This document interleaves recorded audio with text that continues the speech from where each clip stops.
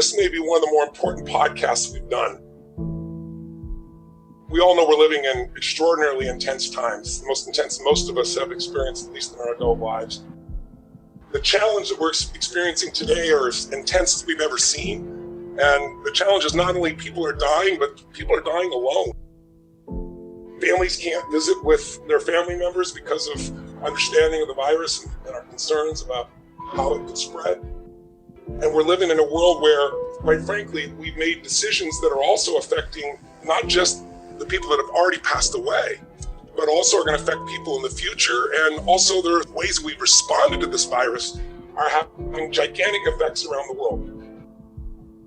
There are people all over the world that are having all kinds of challenges. 90% of brain surgeries haven't happened. I go through a whole list, but the feeding problem is one of the things I'm most concerned about.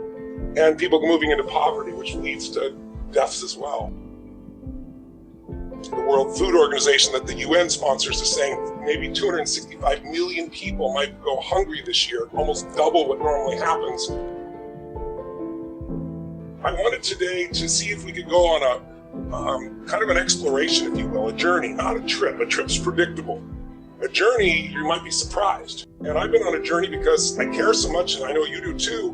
Well, what does this mean? I have my own parents. They're my mother and father-in-law, but they're in their 70s. I adore them and obviously extreme concern. So I started to immerse myself in every detail I could find on the science of this. And as I did, I came across a set of doctors, Nobel Prize winners, professors of epidemiology, some of the most qualified people in the world that were bringing up new facts that we have today that are very different than we made the decisions to shut down the world economy.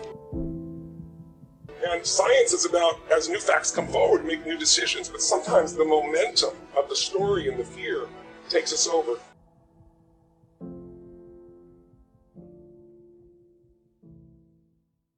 I think cases became a big issue for political reasons. Unfortunately, there's a huge amount of politics in all of this everywhere. I think that unfortunately, science is difficult and you can't be partisan. I think that there was a dynamic here, and a dynamic which I found very anti-scientific, that led to decisions being made. The World Health Organization has a record of exaggerating, and I think they do this deliberately because they feel that the public won't pay attention. The total number of excess deaths reported by a website called Euromomo up till today is 160,000, maybe 170,000. Basically, that's about the same number of people who died in an excess way in the flu season of 2017-18. So basically, my guess is it's going to be maybe 1.5 times more excess deaths. Excess deaths are very important because if I'm very sick and then I'm labeled as a corona death, that's fine, except I won't die again next month. So basically, if you look at the total deaths, each person is only counted once. Whereas if you assume that everyone who dies of corona is extra, you're overcounting. One of the challenges is that when people were looking at all the numbers that were coming out of the TV and they were doing the death rate, the case fatality rates, they were looking really, and this is I'll call it a rookie 101 mistake in epidemiology, and that you don't take the incident rate to figure out case fatality. You look at the prevalence. And it was stunning to me that all the media would put on these so-called experts and not raise this issue as to why the case fatality rate is just completely and absolutely overstated. Yes, we as citizens need to be responsible, and we need to think about what we do and how it impacts those around us. But we shouldn't be so fearful that we decide to live in a bubble and hermetically seal our home in hopes that we never get any more diseases ever again. That's just nonsense. I would submit that we're pivoting towards a time now where we have to ask ourselves our questions about who are we? What is our country? Are we losing personal liberties? If we're going to use contact tracing, what does that look like? Does that look like voluntary use of our phone, or is it going to be involuntary? Are there going to be drones that swoop and watch us?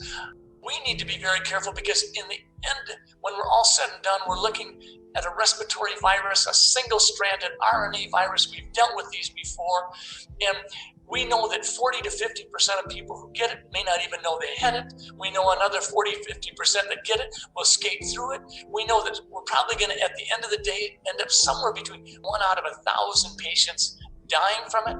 It's interesting because when I was doing the research originally, I remember in late February, I was watching every day because I'm concerned that the death rate shot up 600% in one day. And I'm no epidemiologist, but that didn't make any sense. I'm talking about the world death rate. And then I dug in and finally found a little asterisk that said they changed the diagnostic procedure to no longer having to do a test. This is as late as February. And that's why the number of deaths shot through the roof, because anything they suspected as COVID, they listed as COVID. And then a few weeks ago, as I know you know, and the CDC made it formal in the US that you don't need to do a test just if you suspect it. But there's actually, even as I understand from you, economic incentives by the hospitals, and some have been reclassified as COVID-19 deaths after the fact. And what is that financial incentive that you'll share with us?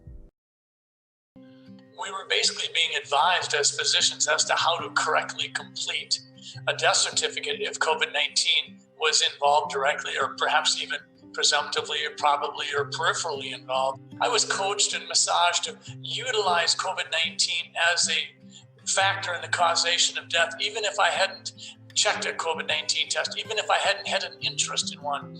And right around that time, Dr. Birx from Washington, D.C. was saying that nobody's going to die with COVID-19. If they have it, they're dying of it. And that was about as silly a thing as I had heard, because if a person gets hit by a bus and over the first 2 hours of examination in an emergency room, we learn that both of their lungs are collapsed, but also some baseline laboratory works addressed the fact that there was a low hemoglobin, but also a COVID-19 test happened to be positive in the PCR form of it. It would be absolutely ridiculous to put down COVID-19.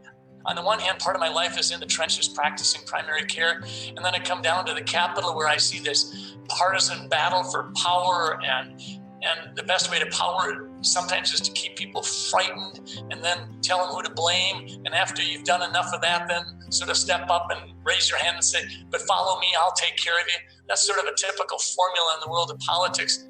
And I think sometimes when these things happen, we don't recognize them at the time. It's when we looked at them through the retrospective scope. So I really think the crisis is pivoting.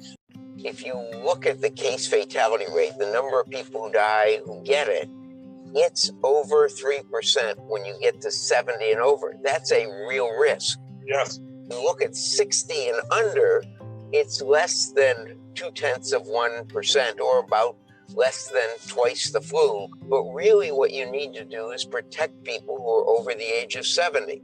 Protect them from the risk they would have if they were exposed to the virus, because they're in that 3 to 5% death rate from getting the disease. On the other hand, most of the economy is driven by younger people, 95 to 97%, and they don't need to be protected. We made that mistake early on in looking at the data from China, and we will probably come back and regret it, but you could really open up the whole economy and not have much increase in the risk.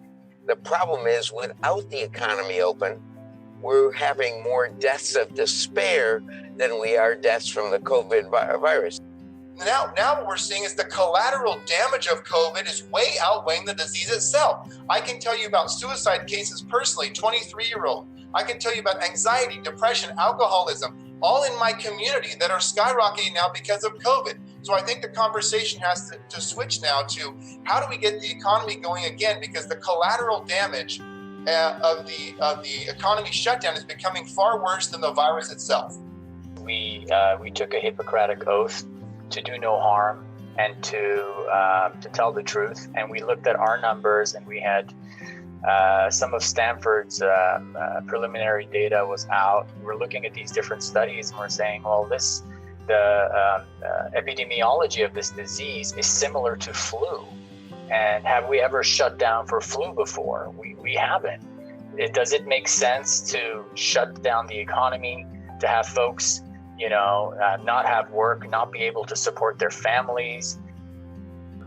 The influenza is a very dangerous disease. I've had folks in their 30s and 40s die from influenza when I used to work in the ER, so was Dr. Erickson. Influenza is very serious, but we are familiar with influenza, so we say it's just the flu. So whenever you have something that you're unfamiliar with, you have lots of fear, and then trying to change people's narrative, their mindset with new data is very, very difficult because they have that old mindset. I'm an infectious disease physician, and my sort of understanding of and I also do disease modeling, and my understanding is a disease like this sort of spreads quite widely, and so the numbers didn't quite add up, and so that's why we put that study together, and we sampled a group of well over 3,000 people. We used a test kit that by now has been vetted very carefully, and we know exactly what it tells us. One thing that I was hoping that our study would do is reduce that uncertainty. We were living with such an enormous amount of uncertainty, and I think that uncertainty was really getting people worked up. And like many here, I wish this were not a political issue. I wish this were, an area where we could come together and say, okay, we need to count all-cause deaths because the coding is not something that is reliable. We need to understand the issue about immunity. We need to understand the issue about the age distribution and the differences across ages. And these are some of the very key priorities that will help us really learn how to deal with that.